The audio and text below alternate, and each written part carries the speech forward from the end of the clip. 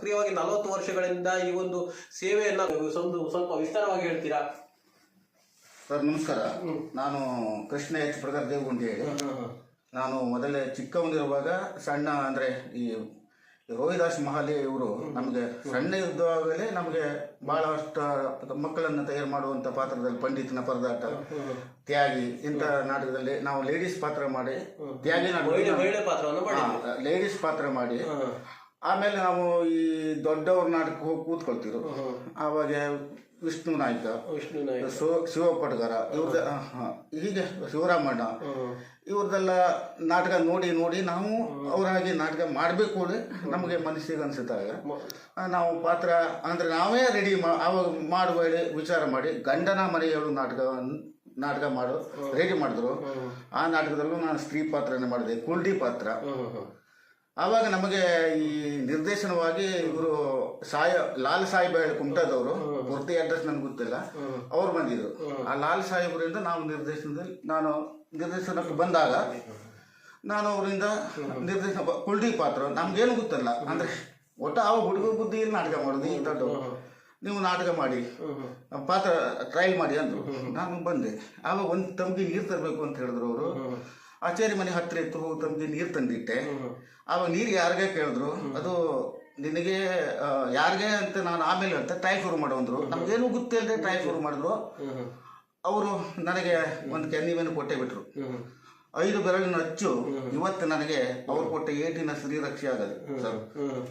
ಅದೇ ಒಂದು ಸ್ತ್ರೀ ರಕ್ಷೆ ಆಗಿ ನಾನು ಕಲಾವಿದನಾಗಿ ನಾನು ಹೊರಗಡೆ ಪಾತ್ರ ಮಾಡಬೇಕು ಅಂದಾಗ ನನಗೆ ಯಾರಿಗೂ ಪರಿಚಯ ಇರಲಿಲ್ಲ.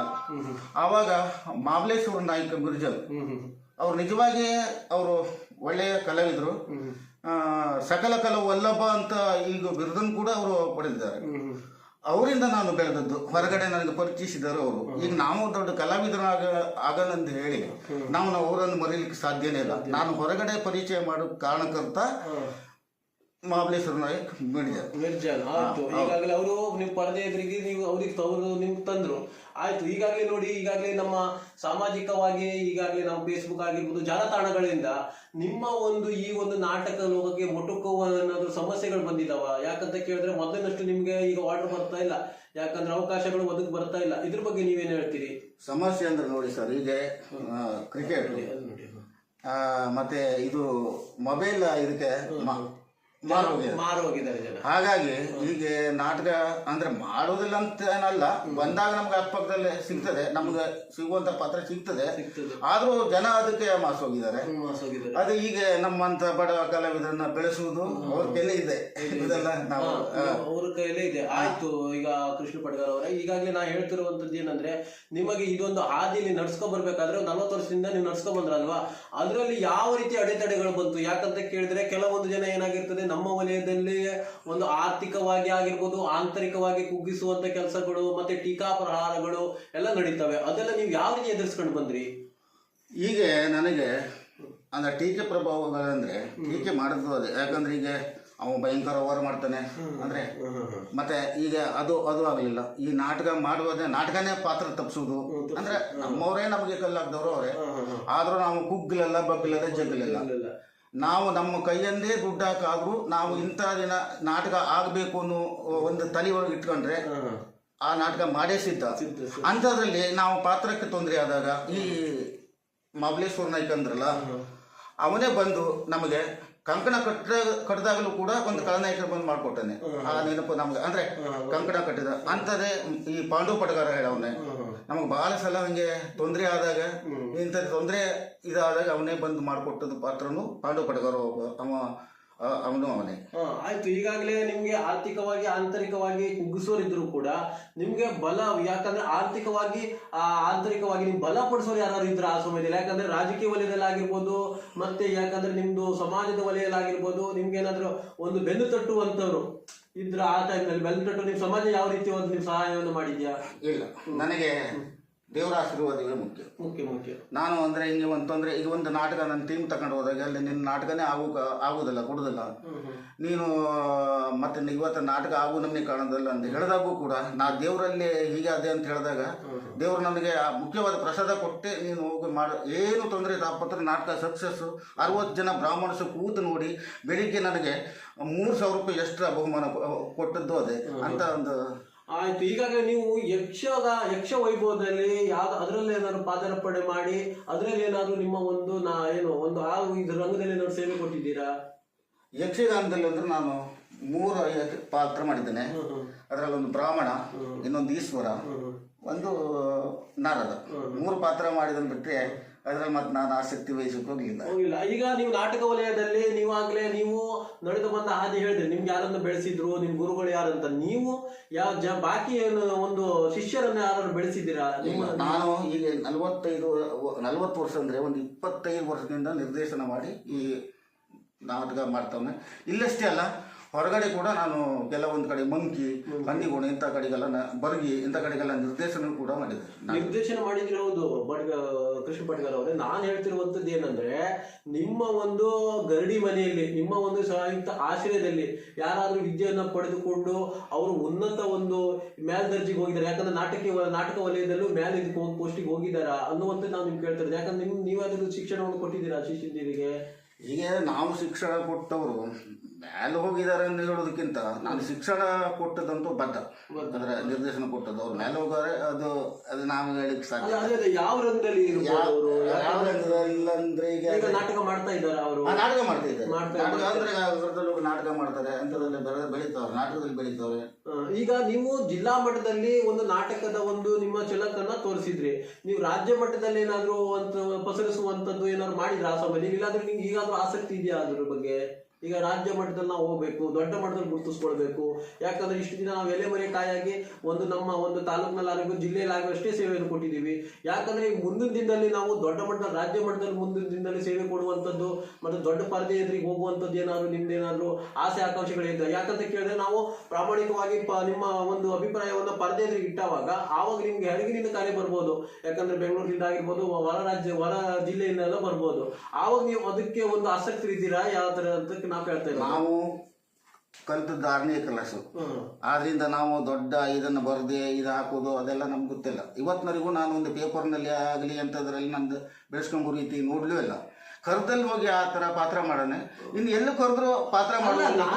ಅದಕ್ಕೆ ಶಿಕ್ಷಣ ಬರೋದಿಲ್ಲ. ಯಾಕಂದ್ರೆ ನಿಮ್ದೊಂದು ಕಲೆಗೆ ಶಿಕ್ಷಣ ವಿಷಯ ಬರೋದಿಲ್ಲ. ಯಾಕಂದ್ರೆ ಏಕಲವ್ಯನು ಕೂಡ ಶಿಕ್ಷಣ ಕಲಿದೇನೆ ಒಂದು ಶಬ್ದವಿಧಿ ವಿದ್ಯೆಯನ್ನ ಕಲ್ತವ್ರು. ಈಗ ನೀವು ಕೂಡ ಏಕಲವ್ಯನಂತೆ ನೋಡ್ಕೊಂಡೇ ಕಲ್ತಿರೋದು, ಹೌದಾ? ಅದಕ್ಕಾಗಿ ನಿಮ್ಗೆ ಆ ಒಂದು ಶಿಕ್ಷಣದ ಒಂದು ಸರ್ಟಿಫಿಕೇಟ್ ಅವಶ್ಯಕತೆ ಇರೋದು. ಅದು ಕಲೆಗೆ ಬೆಲೆ ಜಾಸ್ತಿ ಇರ್ತದೆ. ಯಾಕಂದ್ರೆ ನಿಮ್ದು ನಾವು ಕೆಲವೊಂದು ನಾಟಕದಲ್ಲಿ ನೋಡಿದಾಗ ಖಳನಾಯಕನ ಪಾತ್ರದಾಗಿರ್ಬೋದು, ಯಾವ ಒಂದು ಪಾತ್ರಕ್ಕೆ ಜೀವವನ್ನು ತುಂಬುವಂತ ಕಾರ್ಯವನ್ನು ನೀವು ಮಾಡ್ತೀರಿ. ಅದೇ ಜನ ಈಗ ನಾವು ಯೂಟ್ಯೂಬ್ ವಾಹಿನಿ ಮುಖಾಂತರ ನಾವು ಬೇರೆ ಜಿಲ್ಲೆಯವರಿಗೆ ನಾವು ಇಟ್ಟರೆ ಇದನ್ನ, ಆವಾಗ ಅವ್ರು ಏನ್ ಮಾಡ್ತಾರೆ, ನಿಮ್ಮ ಪ್ರತಿಭೆಯನ್ನ ಗುರುತಿಸ್ಕೊಂಡು ನಮ್ಮ ಬೇರೆ ಜಿಲ್ಲೆಗೆ ನಮ್ಮ ಒಂದು ಇದೊಂದು ನಾಟಕದ ಒಂದು ಇದನ್ನ ಈ ಒಂದು ಪಾತ್ರಕ್ಕೆ ಒಂದು ಜೀವವನ್ನು ತುಂಬಿಕೊಡಿ ಅಂತ ಹೇಳಿದ್ರೆ ಅದಕ್ಕೆ ನೀವು ಸಕ್ರಿಯವಾಗಿ ಒಪ್ಕೊಳ್ತೀರಾ?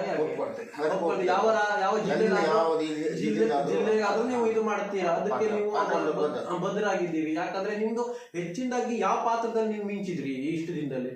ನಾನು ಹೆಚ್ಚು ಈಗಂದ್ರೆ ನಾನು ಮಿಂಚಿದ್ದಂದ್ರೆ ವಿಲನ ಕಥಾನಾಯಕ. ಈಗಂದ್ರೆ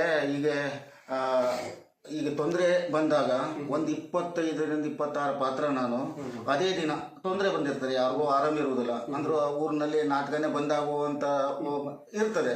ಅಂತದ್ರಲ್ಲಿ ಒಂದು 25ರಿಂದ 26 ಪಾತ್ರ ನಾನು ಆ ದಿನದಲ್ಲಿ ಹೋಗಿ ಮಾಡಿಕೊಟ್ಟಿದ್ದೇನೆ.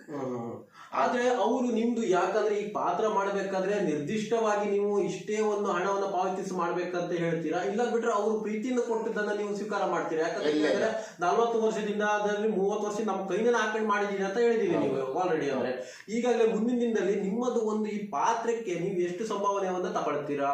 ಪ್ಲಸ್ ಆಗಿ ನೀವು ಮತ್ತೆ ಮುಂದಿನ ದಿನ ನಿಮ್ದು ಸಂಪರ್ಕಿಸಬೇಕಾದ ನಂಬರ್ ಅನ್ನು ಕೂಡ ಕೊಡಬೇಕಾಗ್ತದೆ, ಹೌದಾ? ಈಗ ನಮ್ಮನ್ನ ಈ ತರದ ಸಂಪರ್ಕಿಸಿ, ನಮ್ಮ ಅಡ್ರೆಸ್ ಈ ತರದ ವಿಳಾಸ ಈ ತರ ಇರ್ತದೆ ಅದು. ಯಾಕಂದ್ರೆ ನೀವು ಅಡ್ವರ್ಟೈಸ್ಮೆಂಟ್ ಜಾಹೀರಾತಿನಲ್ಲಿ ಇಲ್ಲ ಅಂದ್ಬಿಟ್ರೆ ಜನರಿಗೆ ಗೊತ್ತಾಗುದಿಲ್ಲ. ಈಗ ಅಂದ್ರೆ ಸಾಮಾಜಿಕ ಜಾಲತಾಣ ಹೈಟೆಕ್ ಯುಗದ ವ್ಯಾಪಾರದಲ್ಲಿ ಅವ್ರಿಗೆ ಏನಾಗ್ತದೆ ಕೇಳಿದ್ರೆ ಈಗ ಕಂಟೆಂಟ್ ಬೇಕಾಗಿರ್ತದೆ. ಯಾಕಂದ್ರೆ ನಿಮ್ದು ಏನಾಗಿರ್ತದೆ ಕೇಳಿದ್ರೆ ಒಂದೇ ತರದ ನಾಟಕಗಳು ಜನರಿಗೆ ಏನಾಗಿರ್ತದೆ ಬೇಜಾರು ಬಂದಿರ್ತದೆ. ಅದಕ್ಕೆ ನೀವು ಕಂಟೆಂಟ್ ಅನೌನ್ಸ್ ಕೂಡ ಕೊಡಬೇಕಾಗ್ತದೆ ಟೈಮಿಗೆ. ಅದು ಕಂಟೆಂಟ್ ಕಾಲಕ್ಕೆ ತಕ್ಕಂತೆ ಬದಲಾವಣೆ ಆಗುವಂಥದ್ದು. ಯಾಕಂದ್ರೆ ಈಗ ನೀವು ಆದ್ರೂ ಕೂಡ ಮುಂದಿನ ದಿನ ಸಂಪರ್ಕಿಸಬೇಕಾದ ನಂಬರ್ ಅನ್ನ ನೀವು ಕೊಡಬೇಕು ಇವಾಗ ಆಲ್ರೆಡಿ. ಅಂದ್ರೆ ನಿಮ್ಮ ಸಂಪರ್ಕಿಸಬೇಕಾದ ನಂಬರ್ ಅನ್ನ ಹೇಳ್ತೀರಾ ಮಾಧ್ಯಮದ ಮುಂದೆ? ಇದು ಹೇಳಿ. ನಂಬರ್ ನಂದು 89 04 15 63 40. ಆಯ್ತು. ಈಗಾಗಲೇ ಕೃಷ್ಣ ಪಟ್ಗಾರ್ ಅವರೇ, ಈಗಾಗಲೇ ನಾನು ಹೇಳ್ತಿರುವಂತದ್ದು, ಈಗ ನಿಮ್ದು ಪಾವತಿ ಇಷ್ಟೇ ಪಾವತಿ ಮಾಡ್ಬೇಕಂತ ಏನಾದ್ರು ಇದೆಯಾ? ಇಲ್ಲ, ನಾವು ಇವತ್ತಿನವರೆಗೂ ಯಾರತ್ರ ಯಾವ ಟೀಮ್ ಹೋದ್ರು ನಾವು ನಿರ್ದಿಷ್ಟವಾಗಿ ನಿಂತು ಇಷ್ಟ ಕೊಡು ಅಂತ ಹೇಳೋದಿಲ್ಲ. ಮತ್ತೆ ಹಣ ಕೊಡ್ತಾರಂಕ ನಾವು ಹಾಗೆ ಹಿಂಗೆ ಕೂತ್ಕೊಂಡು ನೋಡ್ತಿರೋರು ಅಲ್ಲ. ಮಾರನ್ ದಿವಸ ಎಲ್ಲ 15 ದಿವಸ ಅವ್ರ ಪ್ರೀತಿನ ಕೊಟ್ಟಿದ್ದನ್ನ ಸ್ವೀಕಾರ ಮಾಡ್ತೇನೆ ಹೊತ್ತು ನಾನು ಹಣದ ಬಗ್ಗೆ ಯಾವತ್ತು ಇದು ಮಾಡಲಿಲ್ಲ. ದುಡ್ಡಿನ ನೀವು ಅಪೇಕ್ಷೆ ಮಾಡಲಿಲ್ಲ, ದುಡ್ಡಿಗೆ ನಾನು ಆಸೆನೂ ಮಾಡಲಿಲ್ಲ, ದುಡ್ಡಿನ ಆಸೆ ಮಾಡಲಿಲ್ಲ. ಅವರು ನಿಮ್ಮ ಇದು ನಾಟಕಕ್ಕೆ ನೋಡ್ಬಿಟ್ಟು ನಿಮ್ಮ ಖಳನಾಯಕ ಪಾತ್ರಕ್ಕೆ ಮೆಚ್ಚುಗೆ ಕೊಟ್ಬಿಟ್ಟು ಅವ್ರು ನಿಮ್ ಪ್ರತಿಭೆಗೆ ಒಂದು ಬೆಲೆ ಕೊಡುವಂತ ನಿಟ್ಟಿನಲ್ಲಿ ಅವರು ಎಷ್ಟಂತ ಹಣವನ್ನ ಪಾವತಿ ಮಾಡ್ತಾ ಇದ್ದಾರೆ. ಹೌದೌದು, ಕೊಡ್ತಾರೆ. ಹೆಚ್ಚು ಕೊಟ್ಟದ್ದು ಮಾತಾಡೋದ್ರಿಂದ ಹೆಚ್ಚು ಕೊಟ್ಟಲ್ಲೂ ಅದೇ, ನಾನು ಕೇಳಿದ್ವಿ ಇಲ್ಲ, ಮಾತಾಡೋದ್ರಿಂದ ಹೆಚ್ಚು ಕೊಟ್ಟದ್ದು ಅದೇ. ಹೆಚ್ಚು ಕೊಟ್ಟದ್ದು ಅದೇ.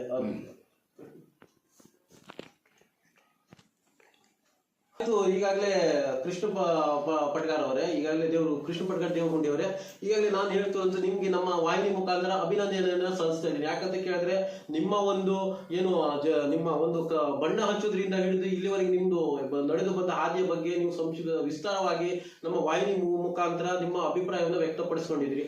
ನಮ್ಮ ಯೂಟ್ಯೂಬ್ ವಾಹಿನಿಗೆ ನಿಮ್ಗೆ ಒಂದು ಅಭಿನಂದನೆಯನ್ನ ಸಲ್ಲಿಸ್ತಾ ನಾವು ಇವಾಗಲೇ ಇದನ್ನ ಮಾಡ್ತೀವಿ. ಯಾಕಂದ್ರೆ ನೀವು ಕೂಡ ಒಂದು ಸ್ವಲ್ಪ ಪರಿಚಯ ಮಾಡ್ಕೊಳ್ಬಹುದು. ನಿಮ್ದು ಹೆಸರು ಹೇಳಿ ಒಂದು. ಕೃಷ್ಣ ಎಚ್ ಪಟ್ಗಾರ್ ದೇವಗುಂಡಿ. ನಾನು ಈಗ ಇರೋದು ಹಂದಿಗೋಣ ನಿವಾಸಿ, ಹಂದಿಗೋಣದಲ್ಲಿ ನಿವಾಸಿ. ಅಡ್ರೆಸ್ ಇರೋದು ನಂದು ಹಂದಿಗೋಣ. ನಿಮ್ದು ಯೂಟ್ಯೂಬ್ ಚಾನಲ್ ಹೆಸರು ಹೇಳ್ತೀರಾ? ನಿಮ್ದು ಪಟ್ಗಾರ್ ಅವರೇ, ಈಗಾಗಲೇ ನೀವು ಹಲವು ಕಡೆ ನೀವು ಪ್ರಶಸ್ತಿಯನ್ನ ಪಡೆದ್ಬಿಟ್ಟು ತಮ್ಮದೇ ಆದಂತ ಛಾಪನ್ನ ಮೂಡಿಸಿದ್ರಿ. ಕುಮಟಾ ತಾಲೂಕಿನಲ್ಲಿ ಆಗಿರ್ಬೋದು, ನಮ್ಮ ಉತ್ತರ ಕನ್ನಡ ಜಿಲ್ಲೆಯಲ್ಲಿ ಆಗಿರ್ಬೋದು, ತಮ್ಮದೇ ಛಾಪನ್ನ ಮೂಡಿಸಿದಾಗ ನಿಮ್ಮ ಕಲೆಯನ್ನು ಗುರುತಿಸಿಕೊಂಡು ಕೆಲವೊಂದು ಕಡೆ ನೀವು ಪ್ರಶಸ್ತಿಯನ್ನ ಪಡೆದಿದ್ದೀರಿ. ಪ್ರಶಸ್ತಿಗೆ ನೀವು ಪಾತ್ರರಾಗಿದ್ದೀರಿ. ಆ ಪ್ರಶಸ್ತಿ ಬಗ್ಗೆ ನಮಗೆ ಸ್ವಲ್ಪ ವಿಶ್ಲೇಷಣೆಯಾಗಿ ಹೇಳ್ತೀರಾ? ಈಗ ನೋಡಿ, ಇಷ್ಟೆಲ್ಲ ಪ್ರಶಸ್ತಿ ತಾವು ಪಡೆದಿದ್ದೀರಿ, ಎಲ್ಲರೂ ತಾವು ಕೊಟ್ಟಿದ್ರಿ ಪ್ರಶಸ್ತಿಯನ್ನ ಅಂತ. ಹೀಗೆ ಪ್ರಶಸ್ತಿ ಅನ್ನೋದು ಪ್ರಶಸ್ತಿ ಕಲಾವಿದರ ಕುಮಟಾ ಸಂಘದವರು ಒಂದು ಪ್ರಶಸ್ತಿ ಕೊಟ್ಟಿದ್ದಾರೆ. ಹಾಗೆ ನಮ್ಮ ಜಡಗೇಶ್ವರ ಹವ್ಯಾಸಿ ಸಾಂಸ್ಕೃತಿಕ ಮಂಡಳಿಯವರು ಪ್ರಶಸ್ತಿಯನ್ನು ಕೊಟ್ಟಿದ್ದಾರೆ. ಈ ಮತ್ತೆ ಬಾಕಿ ಏನಾದ್ಯಾ ಈ ಇದನ್ನ ಎಲ್ಲ ನಾನು ಸಾಮಾನ್ಯವಾಗಿ ನಾಟಕ ಮಾಡಿದ್ಯಾ ಅಲ್ಲಿ ಮರೀಲಿಲ್ಲ. ಅವ್ರ ಕಲೆ ನೋಡಿ ಅಂದ್ರೆ ಹೋದಾಗ ಮತ್ತಲ್ಲ ಯಾವಾಗೂ ಕರೆದು ಸನ್ಮಾನ ಮಾಡಿದ್ದಾರೆ. ನಾಟಕ ಇದ್ದ ದಿವಸ ಅಲ್ಲ, ಯಾವಾಗೂ ಮತ್ತೆ ಮರೀದೆ ಸನ್ಮಾನ ಮಾಡಿದ್ದಾರೆ. ಅಂದ್ರೆ ನನಗೆ ಪ್ರಶಸ್ತಿ ಇದೆಲ್ಲ ಬಂದು ನೋಡಿ ಅಂದ್ರೆ ಪ್ರಶಸ್ತಿಗಳನ್ನ ನಿಮಗೆ ಜಿಲ್ಲಾ ಮಟ್ಟದಲ್ಲಿ ಕೊಟ್ಟಿದ್ದಾರೆ. ಜಿಲ್ಲಾ ಮಟ್ಟದಲ್ಲಿ ಎಲ್ಲಾ ತಾಲೂಕಿನಲ್ಲಿ ಸೀಮಿತ ಆಗಿದೆ. ಯಾಕಂದ್ರೆ ಸಿರ್ಸಿ ಭಾಗದಲ್ಲಿ ಕೊಟ್ಟಿದ್ದಾರೆ, ಸೀತಾಪುರದಲ್ಲಿ ಕೊಟ್ಟಿದ್ದಾರೆ, ಇನ್ನು ಹೊನ್ನಾವರದಲ್ಲಿ ಎಲ್ಲಾ ಕಡೆ ಕೊಟ್ಟಿದ್ದಾರೆ. ಈ ತಾಲೂಕಾ ವ್ಯಾಪ್ತಿಯಲ್ಲಿ ಅಷ್ಟೇ ಕೊಟ್ಟಿದ್ದಾರಾ ಇಲ್ಲ ನಿಮ್ ಜಿಲ್ಲಾ ವ್ಯಾಪ್ತಿಯಲ್ಲಿ ಕೊಟ್ಟಿರೋ? ಜಿಲ್ಲಾ ವ್ಯಾಪ್ತಿಯಲ್ಲಿ ಕೊಟ್ಟಿದ್ದಾರೆ. ಅಂತರ್ ಜಿಲ್ಲಾ ವ್ಯಾಪ್ತಿಯಲ್ಲಿ ನಿಮ್ ಬಾಕಿ ಬೇರೆ ಜಿಲ್ಲೆಯವರು ಕೊಟ್ಟಿದ್ದಾರಾ? ಬೇರೆ ಈಗಾಗಲೇ ನೀವು ಕೃಷ್ಣ ಪಟ್ಗಾರ್ ಅವರೇ, ಈಗಾಗಲೇ ನೀವು ಒಂದು ಖಳನಾಯಕರ ಪಾತ್ರ ಆಗಿರ್ಬೋದು, ಮತ್ತೆ ಕಥಾನಾಯಕರ ಪಾತ್ರ ಆಗಿರ್ಬೋದು, ಅದರಲ್ಲಿ ನೀವು ಹೆಸರನ್ನ ಮಾಡಿದ್ದೀರಿ. ಯಾಕಂದ್ರೆ ಪ್ರಖ್ಯಾತಿಯನ್ನ ಪಡೆದಿರಿ. ಅದ್ರದ್ದು ಒಂದು ಛಲಕನ್ನ ನಮ್ಗೊಂದು ಸ್ವಲ್ಪ ನಿಮ್ಮ ಮಾತಿನ ಮುಖಾಂತರ ಮಾಡ್ಕಾಣಿಸ್ಬೇಕು. ಆಯ್ತು. ಈಗ ನಾನು ಮಾಂಗಲ್ಯ ನುಂಗಿದ ಮಾಂಗಲ್ಯ ಕಥಾನಾಯಕನ ಪಾತ್ರವನ್ನು ಹೇಳ್ತಿದ್ದೆ. ಮಾಂಗಲ್ಯ ನುಂಗಿದ ಮಾಂಗಲ್ಯ ನಾಟಕ. ಸುತ್ತ 40 ಹಳ್ಳಿಗೆ ಹೆಸರುವಾಸಿಯಾದ ದೊಡ್ಡಪ್ಪ ದೇಸಾಯಿಯವರ ಮಕ್ಕಳು ನೀವು. ದೊಡ್ಡವರು ತಲಾಂತರದಿಂದ ಈ ನಾಡಗೌಡರ ಮನೆತನದ ಮೇಲೆ ದ್ವೇಷ ವೈರತ್ವವನ್ನು ಸಾಧಿಸಿತು ಬಂದ ದೊಡ್ಡಪ್ಪ ದೇಸಾಯಿಯವರ ಮಕ್ಕಳು ನೀವು. 10 ವರ್ಷಗಳ ಹಿಂದೆ ಈ ನಾಡಗೌಡರ ಮನೆತನದ ಮೇಲೆ ಮನೆತನದ ಮೆಟ್ಟಿಲನ್ನು ತುಳಿಯುವುದಿಲ್ಲಂತ ಪಂತ ಮಾಡಿ ಹೋದವರು ನೀವು. ಈಗ ಮಾತಿನ ಮರ್ಯಾದೆಯನ್ನು ಮರೆತು ನಮ್ಮ ಮನೆಯಂಗಳದಲ್ಲಿ ಬಂದು ನಿಂತಿದ್ದೀರಾ. ಬನ್ನಿ, ಒಳಗಡೆ ಕುಳಿತುಕೊಂಡು ಸಮಸ್ಯೆಗಳನ್ನು ಬಗೆಹರಿಸಿಕೊಳ್ಳೋಣ.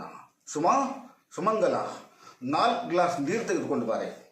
ಆಯ್ತು. ಈಗಾಗಲೇ ಕೃಷ್ಣೇಗೌಡ ಅವರೇ, ನೀವು ಕಥಾನಾಯಕರು ಒಂದು ಪಾತ್ರ ಆಯ್ತು, ಮತ್ತೆ ಖಳನಾಯಕರ ಒಂದು ಯಾವ್ದಾದ್ರು ಪಾತ್ರವನ್ನ, ಯಾಕಂದ್ರೆ ನೀವು ಅಲ್ಲಿ ನೆಗೆಯಾಡುವಂತದ್ದು ಪಾತ್ರ ಆಗಿರ್ತದೆ, ಅದೊಂದು ಸ್ವಲ್ಪ ನಿಮ್ಮ ಒಂದು ಈ ಒಂದು ಚಿತ್ರೀಕರಣದ ಮೂಲಕ ಛಲಕನ್ನ ಮಾಡ್ಕಾಣಿಸ್ಬೇಕಂತ ಯಾಕಂದ್ರೆ ನಮ್ಮ ಯೂಟ್ಯೂಬ್ ವಾಹಿನಿಯರು ಮತ್ತೆ ನಿಮ್ಮ ಕಲಾವಿದರ ಪ್ರಿಯರ ಒಂದು ಸಾರ್ವಜನಿಕರ ಒಂದು ಈ ಒಂದು ಆಶಯ ಆಗಿರೋದ್ರಿಂದ ತಾವು ಈ ಪಾತ್ರಕ್ಕೂ ಕೂಡ ಕಳೆ ತುಂಬಿದ್ದೀರಾ. ಅದ್ರ ಒಂದು ನಮ್ಮ ಛಲಕನ್ನ ತಮ್ಮ ಇದ್ರ ಮುಖಾಂತರ ಮಾಡ್ಕಾಣಿಸ್ಬೇಕು.